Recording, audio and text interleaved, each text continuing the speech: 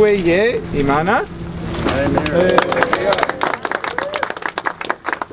Mr. John Bosco Mugiraneza, who is the CEO of the Rwanda Energy Group, which is the utility that is buying this power. JC, who is the head of the Goza Shalom Youth Village, which we'll see down here. And we are in the presence of two Nobel Peace Prize nominees, Bono, as well as Gigawatt Global. Both are nominated for Peace Prize.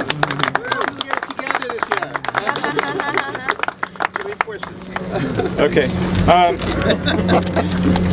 Thank you all for being here. I want to give just a 1-minute brief overview of Rwanda's energy sector, and then I want to turn it over to our Gigawatt Global partners to talk about the site.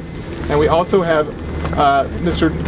Twa, who is on site as the site manager, to give a quick safety briefing, so I'll let you do that. Go ahead. You are welcome on site. I would like to give you a brief site induction. Please be aware that we are currently generating electricity. There's quite a lot of power coming out from these panels, and we would like to ask you to treat everything as live. Please don't touch anything, don't walk into the arrays. As we will be walking into the park, please stay on the road. So for any question, please address your question to us. We will be willing to respond to your question. This non-smoking area, in case of emergency, we will rush back to this area. So I think, I hope you will enjoy to be with us here. Thank you very much. Thank you. Okay, so just real quickly, you are looking at about 5% of the electricity generation of this country. 23% of the country has access to electricity right now through 160 megawatts of generation. Our Rwandan partners have a goal to boost that dramatically, almost quadruple, to 563 megawatts of generation by July 2018, which would provide access to 70% of the country. So you're seeing an important piece of that here. Now, how is Rwanda trying to build up their generation? They're throwing everything at it, from peat, hydro, mini hydro, solar projects like this, off-grid technologies, anything they can get a hand on, with an emphasis on renewable green energies where possible. We at the U.S. Embassy, working as a sort of partnership between USAID and other agencies, are working together through Power Africa to help get these types of deals going. There was an OPIC piece here, and our partners from Gigawatt Global will talk about that a little bit more. But I just want to give you a sense of what you're looking at here in Rwanda. And I'll turn to Yosef Abramanov, who also Chaim Motzen, who are the co-founders of Gigawatt Global, to describe this site. We're going to take a small tour just down to the end of this panel road, where we'll take a picture, and then we'll come back. Okay. Thank you very much. In the interest of time, all protocol observed. Other than, and I can't resist, I am a one.org activist and member. I lobby my members of Congress and sign every petition that you guys put up. So thank you. We're going to do this. How many shows of the YouTube?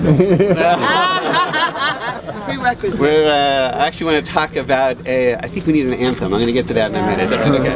Okay, so welcome to the birthplace of the utility scale solar revolution in sub-Sahara Africa. My name is Yosef Abramowitz. I'm president of Gigawatt Global, co-founded with Chaim Motzen, my partner and friend. I split my time between Jerusalem, where I live, between Boston, where I'm from. I'm glad my congressman is here, Joe. Thank you very, very much. And Africa, where there's 600 million people without power, and we know how to bring power to every single one of them. My wife and I, we have 5 children, 2 of whom are from East Africa, and one who's an AIDS orphan. I don't usually mention that, but walking with you in the hospital today was very moving. And it's because of the American government program that while his biological parents died of HIV, I just want to say thank you for my son and for his life and for enriching our family, and just please do more of it. Please do it. We'll power all the healthcare centers and anything, the refrigeration for, all of that. But thank you, and keep up the amazing work. In Israel, I've built, with my partners David Rosenblatt and Ed Hoffland, 8 commercial-scale solar fields. So that's where we honed our skill set, our risk mitigation strategies, our innovation, some of our idealism, and through Gigawatt Global, we're proud to bring everything that we've learned to Africa. And it makes us a top-tier solar and social development enterprise, and for us it all goes together. JC's here. We tricked you. We told you you're coming to a solar field, but you're actually at an orphan youth village with a commercial scale solar field. And when we get over there for the photos, JC, maybe you'll be able to share a little bit about the orphan youth village, because it's exceptional, totally exceptional. This field before you is the White House's first, and Power Africa's first, proof of concept. It actually means that indeed the United States government and Power Africa can catalyze development in Africa, not just through elections, but through electrons. Its second significance is that the Paris Climate Conference is coming up, and we know what the major issue is between the developing world and the developed world. And so, standing here together, you should be proud that we have developed a third way. With Gigawatt Global, with Scatec, who are our partners, and we've done an amazing historic job, and we'll hear about how quickly and how professionally it was done. We have decoupled GNP growth from emissions growth. And what you heard is that we're at 6% of a country's generation capacity without adding any emissions. It is a false choice. It is a false choice in Paris, and this is the proof text to be able to break that deadlock so that the world can go solar. The conventional wisdom was that conventional power was going to power Africa, and it was going to take many years, if not decades, to do so. And even though Power Africa is literally in its infancy, what we know now and what you see before you is that solar can roll out quickly, full commercial power plants quickly and economically. And Chaim Otzen, my friend and my teacher and my partner, you won't believe his story, and hopefully there'll be time afterwards that when we walk over there you can just ask him how in the world did he pull it off. But quickly and economically is what Africa is looking for. Now if you like what you see, and if you're proud of what you see, and you should be proud, there are 3 things that we're looking for, Senator from Electrify Africa Act, and Carl from Power Africa. So here for the wonks, this is it. Ready? 3 points. 1, utility scale solar in Africa can't scale if OPIC staff won't scale, right? In other words, you have limited staff, so you're going to have limited deal flow. The more staff you have that are processing the deals that we and others are bringing, the more revenue the American government makes. If it was a business, there'd be no question about scaling OPIC so solar in Africa can scale right now. Point number 1. Point number 2. Yeah. You're welcome. Thank you. And also thank you. I'm about to thank you on this thing. Now we work closely, number 2, ASIF. We work closely with OPIC to be able to figure out about financial leverage, a new model of financial engineering so that this and more of these are possible.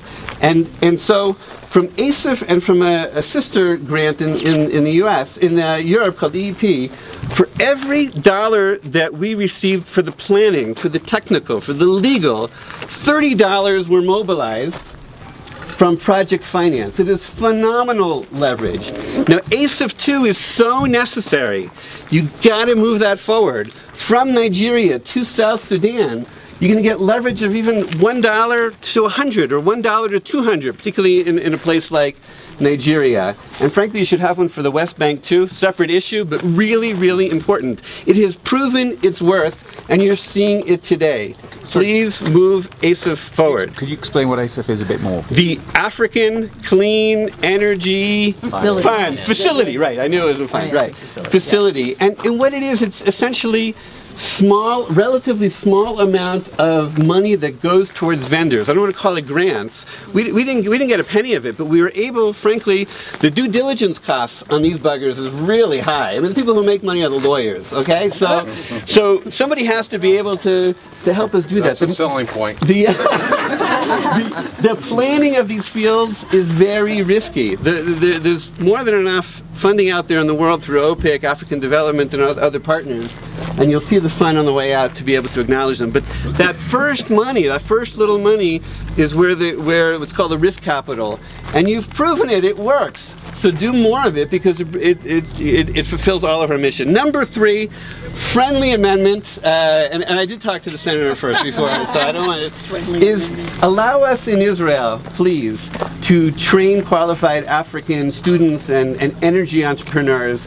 We have the proximity, we have the innovation, we have the technology and the expertise, and you have a strategic relationship with the state of Israel that could be leveraged to advance U.S. interests in Africa.